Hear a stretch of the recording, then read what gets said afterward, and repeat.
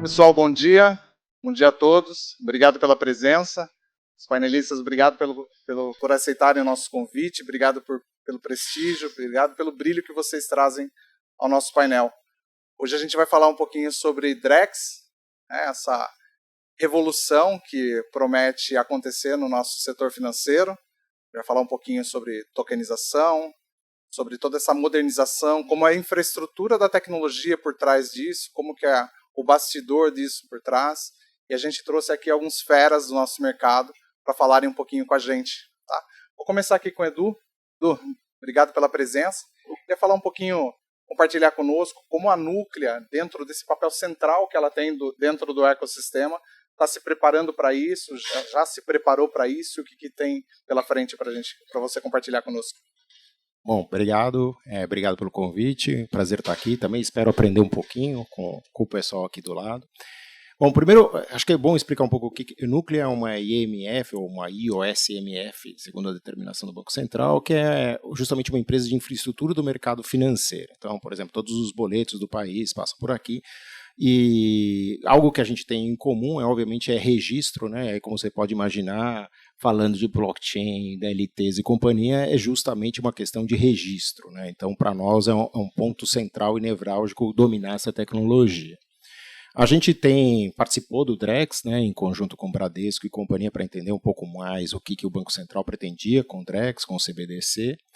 E nós também, além disso, obviamente, também temos o nosso processo de tokenização próprio e tudo mais, no qual a gente tokeniza, por exemplo, o N-Cotas, que é de consórcio e tal. Então, a gente está tentando, ao mesmo tempo, pegar essa tecnologia, pegar use cases práticos e reais e já deployar para efetivamente ter uso, além de que entender literalmente o futuro do CBDC e o que se pretende com isso, porque atinge nossa empresa diretamente e vê como é que a gente alavanca com isso e ajuda o mercado a melhorar.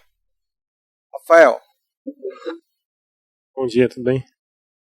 Olhando para o BTG, né, assim, o que você enxerga de entrave, né, tecnológico, até entrave regulatório, de segurança, que hoje impede isso de expandir rapidamente, ou como que você entende do que foi superado, do que já veio de entrave, e como que a gente tem em perspectiva aí para 2025? Bom, acho que nós estamos uma empreitada desde 2017 ali, já testando essa parte de blockchain, esse mundo de criptoativos. Acho que a primeira parte que hoje ainda não é totalmente superada, mas acho que já não é um desafio tão grande, é a passagem de conhecimento para todas as áreas do banco. Então, não só a parte de tecnologia. Acho que a parte de tecnologia, todo mundo imagina que todas as empresas aqui estão formando o time, estão capacitando os profissionais. Mas a parte de compliance, a parte jurídica, a parte de back-office, então todas as áreas estão tendo que aprender em conjunto para ver qual é a melhor maneira. E aí a parte jurídica, até onde podemos ir, acho que isso é um grande ponto. Acho que tem um direcionamento grande agora com as consultas públicas aí 109, 110, 111, de quais os caminhos podemos seguir aqui. Na parte de tecnologia, acho que um grande desafio é a parte de segurança. Querendo ou não, hoje nós temos ali o nosso canal de criptoativos, a Mint, e fazemos uma custódia própria, uma custódia nossa, então estamos tendo que aprender como a melhor maneira de fazer essa custódia centralizada. Estamos tendo que ver quais são as melhores maneiras de segurança. Acho que todo dia, toda semana sai alguma notícia de algum evento de cibernética da parte de criptoativos, seja na parte de tecnologia, de novo, ou na parte de pessoas, né? Lembrando que a chave está de alguma maneira ali dentro do banco. Então, esses são alguns desafios que nós estamos tendo que, em conjunto com as pessoas do banco, com o mercado, conversando com todo mundo aqui também, como podemos superar melhor ali e acelerar essa frente. Acho que o Drex vem de uma maneira também a facilitar bastante. Acho que hoje temos muita comunicação ainda on-chain e off-chain, então, apesar de ser tokenizado, na hora de fazer uma liquidação, um pagamento, um controle, é tudo off-chain ainda, querendo ou não. Assim, logicamente, nós temos no mundo de criptoativos a parte de liquidação on-chain, mas dentro das grandes instituições, ainda os pagamentos são usando fiat. Então, acho que o Drex vem para alavancar bastante essa frente, automatizar e trazer todos os ganhos prometidos para os nossos clientes da parte de criptoativos. Tanto de DVP, automatização dos eventos, reconciliação da nossa custódia de uma maneira como um todo. Acho que vai ser o trigger para, de fato, o mercado ir para esse novo caminho aqui. Boa, obrigado. Vitor, olhando um pouquinho para o BV, né? Como que o Drex, os ativos digitais, estão se conectando à estratégia de inovação do banco, né? Especialmente aí olhando para pagamentos, modernização do ecossistema. Você pode compartilhar um pouquinho conosco? Então lá a gente tem muito um norte estratégico baseado numa tríade, né? Que é basicamente, acho que todos os negócios seguem isso essencialmente, né? Mas é um mantra lá pra gente que é basicamente fortalecer core business, diversificar receitas e como que a gente torna a jornada cada vez mais relacional com o nosso cliente, né? E todas as iniciativas que a gente tem trabalhado com ativos digitais, né, que vão além do Drex, a gente sempre olha para essa tríade estratégica e tenta entender, cara, como que a gente está impactando, como que a gente está seguindo minimamente esse direcionamento e como que a gente desdobra isso na prática, né, com casos de uso, etc. O Drex é um exemplo legal que a gente está indo a gente foi agora para a segunda fase, né, com um caso aí de tokenização dentro dessa jornada de transferência e de financiamento de transferência de veículos. Ela impacta diretamente, por exemplo, esse primeiro pilar, né, do core business, mas também traz um olhar ali de uma experiência mais relacional para o nosso cliente, otimiza a jornada, né? Então, é algo que tem um alinhamento estratégico muito forte entre iniciativas de inovação e planejamento estratégico organizacional. Então, acho que ser uma gerência que está dentro de um guarda-chuva de inovação e estratégia do banco, né, ter esse link direto facilita esse olhar, né, facilita essa conexão de sempre estar se preocupando com, cara, como que a gente está explorando alguma temática que de fato se conecte com o negócio no final do dia, né? E o Drex está sendo um grande motor, né, para o mercado para esquentar o tema, né? Eu acho que é interessante que cada vez mais a gente vê novas soluções, enfim, o Drex já está rolando aí já tem algum tempinho, né? Acho que uns 2 para 3 anos, né? Desde a fase 1. E o quanto que a gente já evoluiu, né? O quanto que a gente já aprendeu, o quanto que a gente está discutindo, né? Então, acho que é um tema muito estratégico que a gente tem aprendido bastante, que com certeza vai muito além desse motivador que o Drex tem sido até agora, né? Legal. João, se quiser compartilhar um pouco conosco, o backstage um pouco disso, né? O que a gente tem por trás dentro de tecnologia, a configuração tecnológica relacionada à escalabilidade, à escala do processo como um todo dentro do BV. Claro, hoje quando a gente pensa em ativos digitais, tudo tem que passar por uma coisa chamada custódia, que é basicamente a guarda das chaves, como o nosso amigo Rafael disse, e isso sempre é um conceito que a gente tem que levar dia a dia, principalmente para a parte de segurança. Então, toda vez que você vai tokenizar um ativo ou pensar em tokenizar, normalmente você precisa pensar nesse trilho que é a custódia de uma maneira segura, fácil e que seja escalável para você tokenizar muitos ativos, como por exemplo cotas ali da Núclea, que deve passar milhares de cotas. Você tem que ter esse trilho bem feito, essa construção bem feita para ela suportar todos esses ativos que você bota em cima. Lembrando que eles podem ser ou Ns, desde venda de criptoativos como Bitcoin, Ether, até RWAs como os cotas de consórcio e tokenização de veículo. Bom, Edu, vou falar um pouquinho de papéis das instituições como um todo, né? A Núclea num papel central, as instituições financeiras como um todo. A gente está passando, na visão de vocês, começar com você na pergunta, mas depois expor para os demais, por no ponto de vista de vocês, uma revolução tecnológica de bastidor, ou seja, uma remodelagem de infraestrutura, ou a gente está mudando mesmo experiência na ponta e a gente, de repente, vai ressignificar o papel das instituições financeiras? Não tem uma pergunta mais fácil, não? Por isso que escolhi você primeiro. Eu acho que vai ser algo que tem o back-office, mas eu não acho que vai ser essa revolução inteira no back-office, eu acho que vai ser mais no lado experiência, mas eu acho que vai ser uma experiência transparente. Pegando um pouco o seu gancho de papéis, eu acho que não vai ser um DeFi puro, eu acho que tem um pouco de CDFI, né, de Decentralized Finance, né, e aí sim é que eu acho que os SMFs podem ajudar. Você pega aqui, cada um vai fazer a sua tokenização, cada um vai fazer sua guarda de chaves, cada um vai fazer sua custódia, cada um... Então, assim, você começa a ser... que todo mundo for fazer isso, vai ficar... É caro, é complexo, vai demorar muito o mercado. Então, daí é que eu acho que sim, acho que tem essa questão de governança, quem vai deixar entrar um smart contract, quem não vai deixar entrar o smart contract, quem vai fazer a custódia, e todos esses papéis, eu acho que sim vai ter um papel para algo centralizado, e aí que a gente vê a gente ajudando a alavancar o mercado, para que cada um não tenha que fazer seu desenvolvimento próprio. Então, essa é um pouco nossa crença.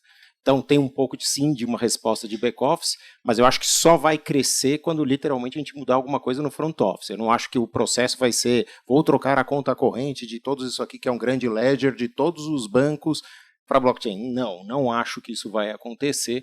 Eu acho que a mudança não será no back-office, vai ser resolvendo problemas concretos de clientes, seja um DVP num veículo, seja numa troca de criptoativo. Então acho que quando a gente resolve algum problema, e aí pegando a história de cotas, por que a gente resolve um problema? Você pega as cotas vencidas hoje de um consórcio, elas, para quem botou o dinheiro é perda total, para o consórcio é um problema também, porque se tem 40 e poucos % não pago, o plano como um todo não funciona. Se você acha um bolsão de liquidez para a venda, mesmo com deságio, quem pôs um pouco de dinheiro recupera, né? E por outro lado o consórcio continua existindo e você cria um mercado secundário de liquidez. Então acho que o importante é resolver problemas reais, seja um DVP em veículos, seja no mercado secundário. Então resolvendo esses problemas reais é que a coisa avança. Também acho interessante entender que assim, ontem o Galípolo estava falando, e foi legal que ele falou assim, o que não é o Drex, né? Às vezes talvez ele falou, vai ser algo programável, companhia, tal. Mas ele já falou o que ele não vai ser. Então, assim, ele não vai ser o Pix, ou seja, ele não vai competir com o varejo tradicional. Ele vai ser algo de transações um pouco mais aglomeradas, né? Não vai ser de tanta liquidez. Eu acho que também, ele no relatório, são apontados alguns pontos interessantes. Além de segurança, a questão de privacidade é um ponto muito relevante que está colocado lá. Esse é um desafio bem particular, porque se você tem a chave e eu posso enxergar o que você está falando, como é que fica? Então eu tenho que custodiar a tua chave para poder enxergar. Então tem essa questão de olhar o mercado como um todo, que eu acho que faz sentido, só que na medida que você vai colocando isso como layer, você vai desacelerando a transação. Não dá para ter as duas coisas, uma transação rápida e que ao mesmo tempo seja auditável por todo o Banco Central, possa olhar tudo o que aconteceu. Então tem essas preocupações que acho que não estão 100% interessados, acho que vai acontecer agora na fase 2, fase 3, acho que vão surgir novos cases. Eu acho que o importante é achar cases que encaixem com o que a tecnologia resolve. Bom, muito bom. Rafael? Eu acho um pouco dos dois. Eu acho que, de fato, todo mundo está procurando uma solução nova para os clientes, para o front office, assim. Então, vou poder ter um mercado 24/7, todo mundo podendo fazer título público, tesouro direto 24/7, todos os bancos ofertando conta multimoeda. Acho que essas coisas vão ser muito facilitadas. Mas olhando mais, talvez, do lado da tecnologia, do lado do back-office, eu acho que tem muito ganho. Exemplo de uma debenture de mercado.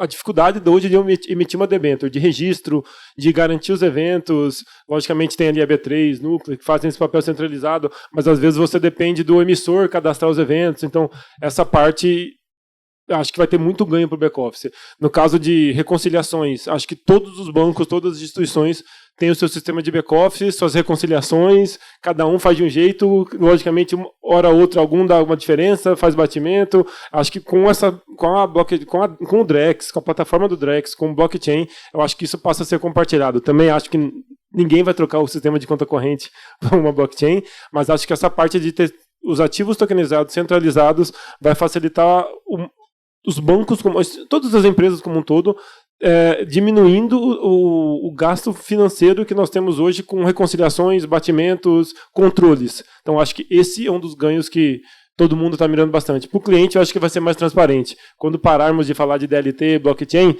para ele vai ter uma coisa mais resiliente, mais azeitada. Mas o ganho real, acho que tem muita coisa para os bancos aqui. Logicamente, o cliente vai ter mais segurança, um DVP, mas que nem, acho que produtos, ainda todo mundo está pensando em quais produtos podemos criar aqui, que nem o pessoal falou. Mas hoje eu enxergo muito ganho nesse lado do back-office nos bancos também. Vitor? Perfeito. E, enfim, né, tô só concordando aqui, né, corroborando, mas um ponto que eu fiquei pensando aqui foi que o quanto que a gente pode pegar o próprio Pix aí como um exemplo, né, de sucesso, né, porque olha quanto que a gente consegue pegar numa dor, né, pegar realmente uma problemática que é de front, né, como a gente está falando aqui, e o quanto que isso traz a adesão, o aprendizado e a evolução, né, a agenda do Pix está evoluindo massivamente, né, o Banco Central fez um anúncio aí dos próximos passos, né, na agenda estratégica. Então, e uma coisa que eu acho que, na minha percepção, foi muito acertada por parte do Banco Central para essa fase 2 do Drex, foi o foco realmente em casos de uso, né? Como que a gente traz a aplicabilidade e olha que complexo, né? São só, entre aspas, né, 13 casos de uso que nem tiveram a força de trabalho para poder conseguir absorver mais casos de uso depois na submissão seguinte que eles promoveram. E essa complexidade ela está trazendo um grau de aprendizado pela diversidade dos casos ali, né? Que mostra o quanto que a gente vai conseguir aplicar, levar essa tecnologia muito em breve para o mercado. Concordo com o Edu aí, não acho que vai ser uma coisa disruptiva, do tipo, meu Deus do céu, quebramos paradigmas aqui, Web3 e vambora. Acho que vai ser realmente uma coisa incremental, um 2.5, mas esse movimento do Banco Central de ele claro, avançar com uma pauta regulatória, né, ter um olhar, uma preocupação com infraestrutura, desafios tecnológicos de privacidade, escalabilidade, etc., mas principalmente, né, ancorar a discussão, a exploração em casos de uso. Eu acho que isso é um drive assim, que ele foi fundamental e que talvez a gente não tenha visto isso com tanto... acho que a lógica foi um pouco invertida, por exemplo, com o Open Finance, né? Que hoje a gente vê muitas instituições lutando para, cara, realmente agora, beleza, eu tenho essa portabilidade de dados, eu tenho acesso a esse mar de informação, e agora, né? Como que a gente prova valor com novos casos, e claro, o mercado está fazendo isso, mas acho que inverteu um pouco a lógica e, para mim, foi um movimento muito acertado do Banco Central, quando a gente fala do Drex especificamente.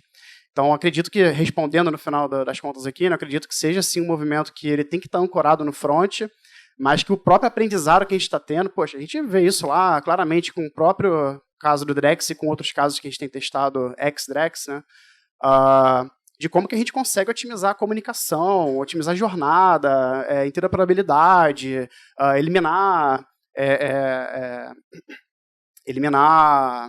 revolvências, e, enfim, né, acho que o back tem muito ganho também, e a gente precisa estar vigilante para que, nesses momentos, a gente também consiga absorver esse tipo de aprendizado para melhorar nossa operação, né, e que na ponta vai refletir numa melhora de experiência e de oferta de valor para o cliente também. Bom.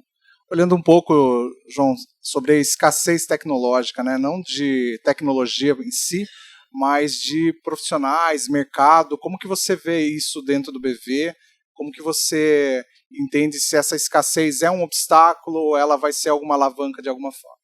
Hoje a gente tem uma certa escassez do mercado de mão de obra, mas é como toda tecnologia no começo. Se você olhar 5, 7 anos atrás, quase ninguém falava de AI. E hoje praticamente todos os lugares têm um time de AI trabalhando. E eu acredito que vai ser o mesmo para blockchain.